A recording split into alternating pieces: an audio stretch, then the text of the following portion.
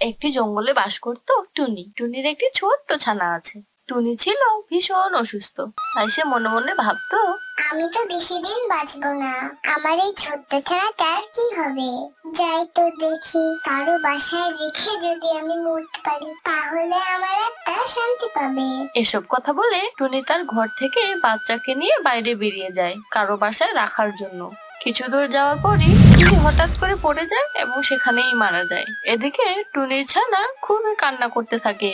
সেই পথ দিয়ে যাচ্ছিল একটি কাক। টুনির বাচ্চার কান্না শুনে কাক বলতে লাগলো, এটা তো দেখে মনে হচ্ছে টুনির বাচ্চা, কিন্তু ও এখানে আসলো কিভাবে?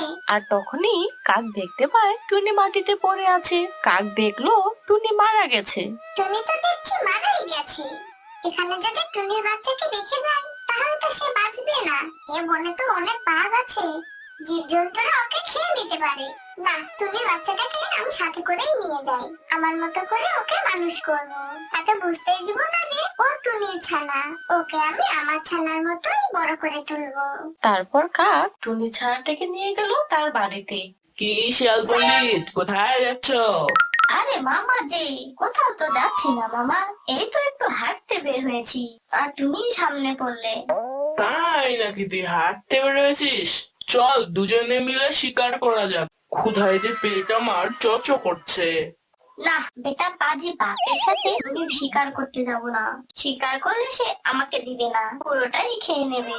মামা তুমি না হয় আজ যাও, আমার আজকে খুবই তাড়া আছে, আমার যেতে হবে। অন্যদিন না হয় তোমার সাথে শিকার করতে যাব।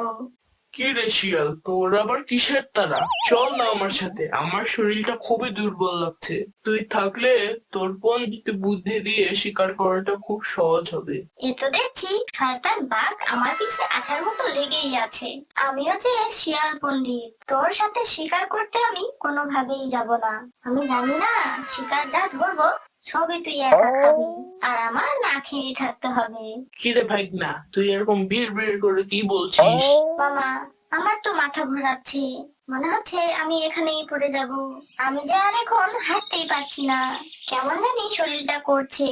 এই তো দেখছি মহাজালা। এখন যদি সে এখানেই পড়ে যায় তাহলে তো আমারই টানতে হবে। না না, এখান থেকে এখনই ভাগতে হবে। ভাই না, আমার সাথে তোকে আর শিকারে যেতে হবে না। তুই জলদি করে তোর গুহায় যা, গিয়ে রেস্ট কর। আমি এখন শিকার করতে গেলাম। এইসব কথা বলে বাঘ সেখান থেকে চলে যায়। আমি হচ্ছে শিয়াল পণ্ডিত, তুমি আমাকে সাথে করে নিয়ে যাবে শিকার করতে, আর তুমি পুরোটা খাবে তাই না? এই জন্যই তো এই ফন্দিটা আঁকলাম। তারপর শিয়াল সেখান থেকে চলে যায়। আর এদিকে বাঘ হাঁটতে হাঁটতে গেল কাকের বাসার দিকে। গিয়ে দেখলো কাকের বাসায় একটি ছোট্ট ছানা আছে। এই তো দেখতে পাচ্ছি একটি কাকের বাসা, ওইখানে একটা ছোট্ট ছানা আছে। আমার যে খুবই খিদা লেগেছে, এই বাচ্চাটাকে খেয়ে কিছুটা হলেও খিদা নিবারণ হবে। বাঘ কাকের বাসার সামনে যেতেই তখনই কাক চলে আসে। এসে কাক বাঘকে বলছে, বাঘ মামা, তুমি এই ছোট্ট ছানাটিকে খেও না, ওকে খেয়ে তোমার পেটের এক কোণাও ভরবে না। শোন কাক, আমার যে এটাকে খেতেই হবে। আমি অনেকক্ষণ ধরে ক্ষুধার্ত আছি, আমি অনেকক্ষণ ধরে খুঁজছি, কোনো খাবার পেলাম না। আমার যে ক্ষুধায় পেট চ চ করছে। পেটের কোনো ভুরুক আর না ভুরুক, আমি ওই ছানাটাকে খাবোই। কাক তখন বাঘকে সবকিছু খুলে বলল সেটা যে তার ছানা নয়। বাঘ মামা, তুমি এটাকে খেও না, তার জীবনে অনেক কষ্ট। ছোট থাকতে সে মা হারিয়েছে, তাকে আমি রাস্তা থেকে কুড়িয়ে এনে বড় করছি। তুমি এত নিষ্ঠুর হয়ে না। কাকের এমন কথা শুনে বাঘের মনটা একদম নরম হয়ে যায়। আর তখন বাঘ সেখান থেকে চলে যায়। পরের দিন সকালবেলা শিয়াল হাঁটতে হাঁটতে আসে কাকের বাসার দিকে। এসে দেখতে পেল একটা ছোট্ট ছানা। আরে, এ তো দেখছি একটা পাখির ছানা। কচি পাখি খেতে কত যে মজা আর সুস্বাদু, যে না খেয়েছে সে কখনো বিশ্বাস করবে না। দেখে তো মনে হচ্ছে এটা একটা কাকের বাসা। কাক আসার আগে এখান থেকে খেয়ে চলে যায়, যাতে কাক দেখতে না পায়। তারপর শিয়াল ছোট্ট ছানাটিকে খেয়ে সেখান থেকে চলে যায়। চলে যাওয়ার সময় রাস্তায় কাকের সাথে দেখা হয়। তখন কাক শিয়ালকে বলছে, কি শিয়াল ভাইয়া, তুমি কোথায় যাচ্ছ? দেখে মনে হচ্ছে খুব তাড়া তোমার। আমি কেন দ্রুত হাঁটছি, তুমি বাসায় গেলেই দেখতে পাবে কেন আমার এত তাড়া। হ্যাঁ রে কাক, আমার যে একটু তাড়া, বাঘ যে আমাকে তলব করেছে তার গুহায় যাওয়ার জন্য। ঠিক আছে, তাহলে তুমি যাও, আমি আমার বাসায় গেলাম। এসব কথা বলে শিয়াল আর কাক সেখান থেকে চলে যায়। কাক বাসায় এসে দেখে তার সেই ছোট্ট ছানাটা নেই। তাই তখন সে খুবই কান্না করতে থাকে।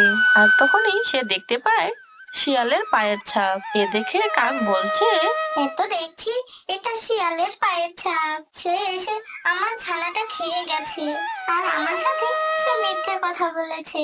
বাঘ মামা তাকে তলব করেছে।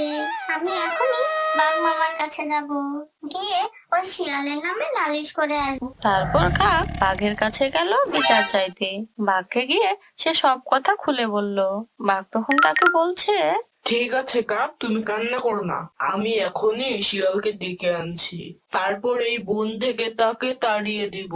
তারপর বাঘ ঈগলকে ডেকে বলল, ঈগল, তুমি এখনই শিয়ালের কাছে যাও আর বলবে শিয়াল যেন আমার সাথে দেখা করে। ঠিক আছে বাবা, আমি এখনই যাচ্ছি শিয়ালের গুহায়, আর বলবো আপনার সাথে দেখা করতে। তারপর ঈগল চলল শিয়ালের গুহার দিকে। শিয়ালের গুহার আগেই শিয়ালের সাথে দেখা হয়ে যায়। শিয়ালকে তখন বাঘের সঙ্গে দেখা করার কথা বলে। ঠিক আছে ঈগল ভাইয়া, তুমি যাও, আমি এখনই বাঘ মামার সঙ্গে দেখা করে আসছি। তারপর শিয়াল বাঘের কাছে এলো। আর তখন বাঘ বলল, কি রে শিয়াল, তুই তো দেখি বনের শান্তি নষ্ট করছিস। আমরা এখানে সবাই মিলেমিশে থাকি, আর তুই কি না কাকের বাচ্চা খেয়েছিস? এটার জন্য তোর শাস্তি হলো এই বনে তুই আর কখনো থাকতে পারবি না। এখনই বন থেকে চলে যা, আর না হয়তো আমি তোকে মেরে ফেলবো। ঠিক আছে বাঘ মামা, আপনি বলেছেন, তাহলে আমি আর এই বনে থাকবো না। তারপর শিয়াল বন থেকে সারা জীবনের জন্য চলে যায়। যেতে যেতে বলে, কাজী বাঘ, তোর কথায় আমি আজকে চলে যাচ্ছি। এটার প্রতিশোধ আমি একদিন নেবই। আমি হলাম শিয়াল পণ্ডিত, তখন তুই আমাকে হাড়ে হাড়ে চিনবি আমি কি জিনিস। এই যে বন্ধুরা, কেমন লাগলো ভিডিওটি? যদি ভালো লেগে থাকে তাহলে ভিডিওটি লাইক করো, কমেন্ট করো, আর নতুন নতুন ভিডিও পেতে চাইলে চ্যানেলটি সাবস্ক্রাইব করে রাখো। Tata, bye bye, see you. দেখা হবে পরের ভিডিওতে।